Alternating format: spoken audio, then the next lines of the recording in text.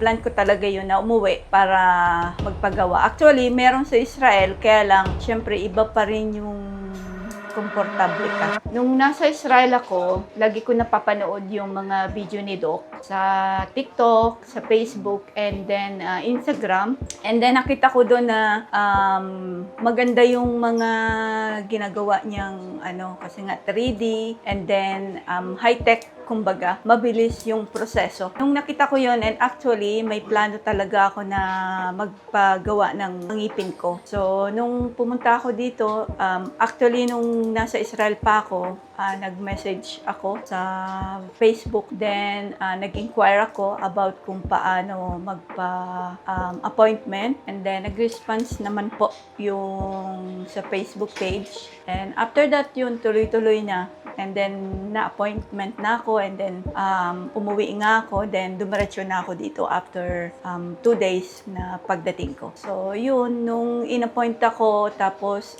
in-explain ni Doc Sly na about dun sa gagawin sa ngipin ko. So, nag-okay na rin ako. Kasi I know na magiging maganda yung outcome.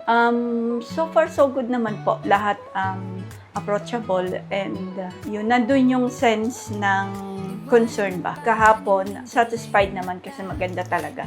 I believe na magagawa talagang maganda. Kasi si Doc Tin, siya yung gumawa talaga nito, and happy naman, super. And pinakita ko na sa asawa ko, sa anak ko. And yun, may pagbabago. And syempre, bago pa lang sa loob ng mouth ko. So, kumbaga nag-a-adjust pa siya. Especially dito sa side dito. Maraming salamat dahil gumanda yung ngipin ko, and of course, yung ngiti, di ba?